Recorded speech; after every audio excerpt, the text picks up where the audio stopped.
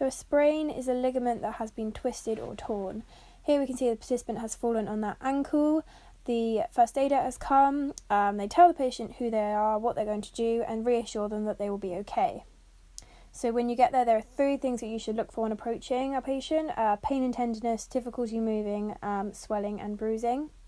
So the first aider has laid the patient down in a comfortable position. They're supporting the injury in a raised position, and they will be applying a cool compressed pack to the injury, such as an ice pack. So for a sprain or strain, rice should be used as treatment: rest, ice, compression and elevation. As the injury is on the ankle, the first aider is undoing the shoe carefully, ensuring that they don't increase the severity of the injury, and ask the patient if that is okay with them and reassure them. So they're going to wrap the ice pack with a bandage to secure it after it's been placed, and then keep this on for 10 minutes. So keep it elevated and support it. If the injury was on the patient's arm, then they could use a sling to raise it. Whereas if the injury, also if it's much more severe and the patient can't move it, for example, and then an ambulance should be called.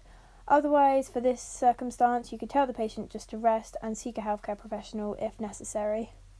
A break or crack in the bone is known as a fracture. A closed fracture is whereby the bone does not puncture the skin, but in the video it's shown it is about an open fracture. This is whereby the skin has been punctured by the bone. Even though there might not be blood, a break would have caused some internal bleeding, and the person that has suffered from a fracture could potentially develop shock. Signs to look for are swelling and bruising, difficulty moving or movement in an unnatural direction. The limb might appear shorter, twisted or bent. If the bone has moved, there might be a grating noise or feeling, loss of strength to the area and shock.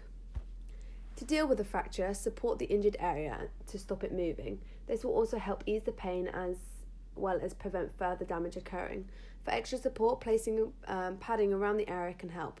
For an open fracture, cover the wound with a sterile dressing or something similar and secure with a bandage.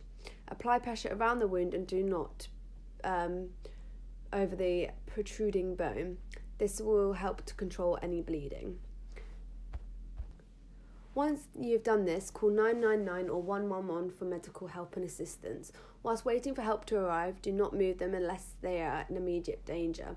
In the meantime, waiting for help support the injured area. For example, a fracture to the arm could be secured with a sling. Fracture to the leg can be tied to the uninjured leg with a triangular bandage. In the video, the basketball player has an open fracture in the knee, and therefore leaving the leg in the position shown was the most comfortable for the player and was in the best interest of the individual instead of strapping to the other leg. The leg was not raised in the video, which is the correct thing to do, and if needed, the other injured leg could be raised. In addition, checking for shock regularly is needed. This does not mean emotional shock, but the life-threatening condition often caused by losing blood, so especially with open fractures. If they lose responsiveness at any point, open their airway, check their breathing, and prepare to treat someone who has become unresponsive. One technique used for assessing the situation when someone is injured is SALT-APS. S is for stop a player and play if the player goes down. A is to ask the player what happens and how they feel, including checking for facial expression and posture, position either of them laying down or standing. L, look, is for look at the injured limb for obvious signs of injury, so bleeding, bruising, swelling, deformity. Take the player off if there is significant signs of injury. T is for touch. Touch the injured site if the player will let you. Gently palpate to find source of pain. If you are unsure, don't touch or move the limb until a qualified person can assess the player. A is for active movement. Can the player move the limb with or without pain? If unable to move, take the player off if that's appropriate. P is for passive movement. If active movement applies, move the limb or joint to the full extent and note reaction. S is for stand up and play on. Is the player up and running or rather trying to run it off? Whatever the case, keep a close eye on the player and take the player off if in doubt. In this scenario, we're going to be treating bleed. So in our scenario, they are playing a football game and then one of them gets pushed over and scrapes their hand on glass that is on the pitch. So this could be a public field where a glass bottle is smashed and glass is being left around. The first thing you do is call a first aider, and then that first aider will then get, if someone's around, to call 999 if bleeding is severe. First of all, the first aider needs to put gloves on to avoid any infection, because the wound is bleeding. There could be you could transmit infection easily. Then if a wound is covered by clothing, you need to make sure that you remove that. And then you need to ask casualty to apply pressure to the wound using a pad in our case, or if there isn't one around, use a clean jumper or any clean clothing until a proper sterile dressing can be added. You then need to lift the arm up to reduce the blood flow to stop, to try and relieve some of the bleeding. And the first aider will then wrap the bandage securely around the pad and around the hand to keep this bleeding under control, and keep it then elevated until the paramedics come.